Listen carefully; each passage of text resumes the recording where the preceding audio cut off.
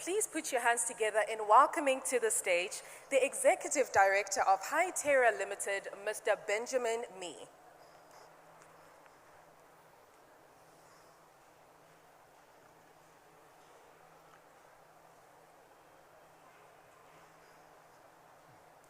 Your Excellency, distinguished guests, ladies and gentlemen, Forbes Middle East, NNDC Group for a spectacular summit so far.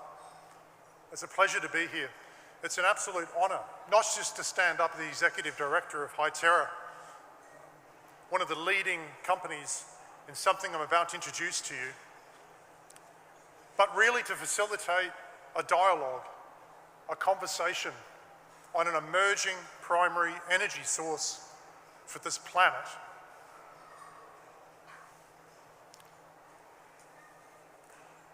It's got different colours. It's called white hydrogen. It's natural and it's made by the earth. It's another natural solution for this planet. So molecules are here to stay. We know that.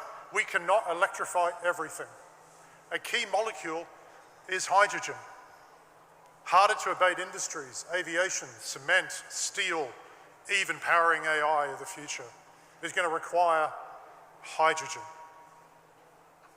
One thing is, though, as human beings, we like to make it. We make it every day. 99% of hydrogen today is made by humans and is made through fossil fuels. We need to change that. So, what if I told you that nature has a solution? Nature is making hydrogen under the ground every day. Imagine a world that we could use existing skills, local workforce, rigs to extract that hydrogen and send it to customers and hard to abate industries, industry leaders that are here today.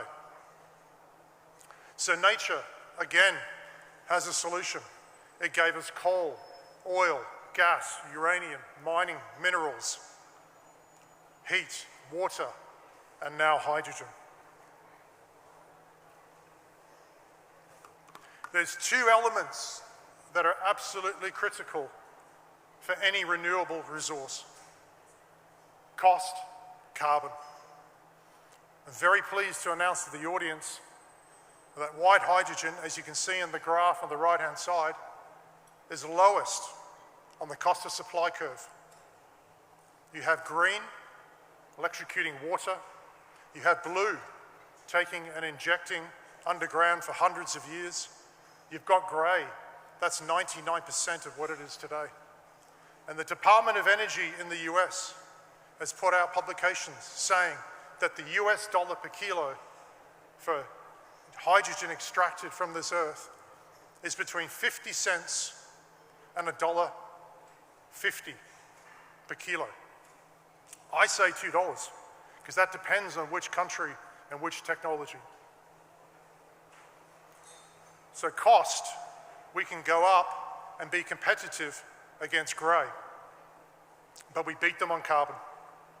Actually, we beat everything on carbon as an emerging source, and that is because it is extracted from the earth. It is great to do green. I've got no issues with blue, no issues with grey. But if you want to be resilient in the long term, you have to have the lowest GHG emission on a life cycle basis, including all the embedded emissions, and be environmentally friendly.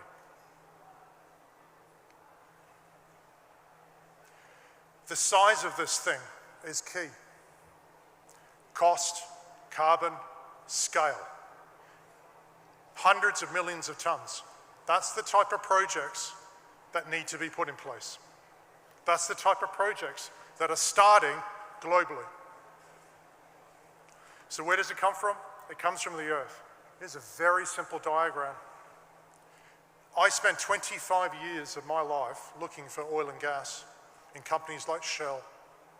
And I was looking for dead forest and dead trees and all the sand above it. And I'd drill it, and I'd made a lot of money for these companies. What I'm looking for now is source rocks that are iron-rich rocks with sand above them. It's that simple. And what happens, and I studied this as a geologist in 2000, a chemical reaction where water, rainwater, comes down into the ground. And when it comes along, it finds an iron-rich rock, and the iron-rich rock wants to rust. And it breaks the water. It breaks the water for you. That's what's happening. Just like green at surface, but it's doing for in the ground.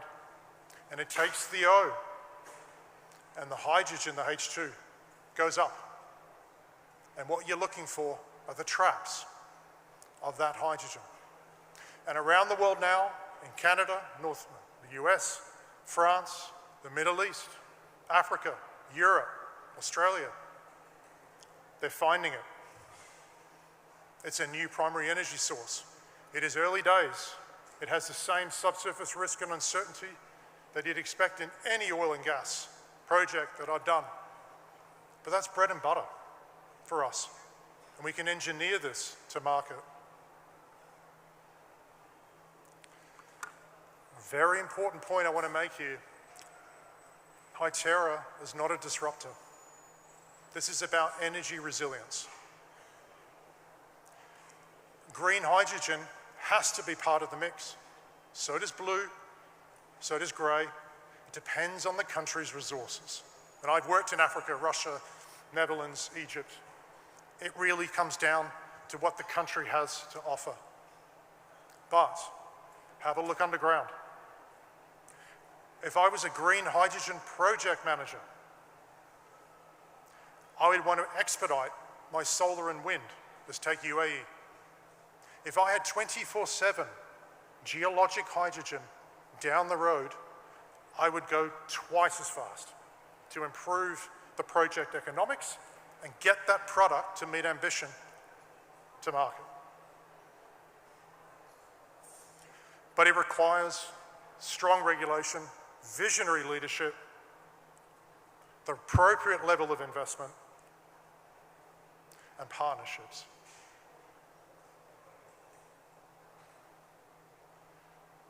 Here's an example from HyTerra.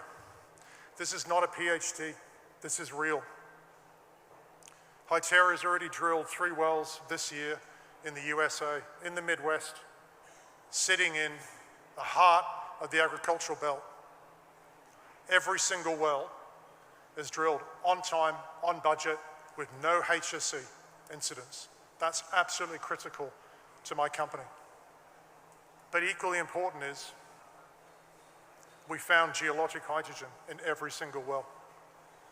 Concentrations in these wells up to 80, 90% per well. This is a cross-section through the earth. So I apologize for this. It's probably the only geological slide in this conference. But it goes to show that I could go to the local rigs, the local workforce, the local banks, the local communities, and extract hydrogen for them up the road. It's fantastic.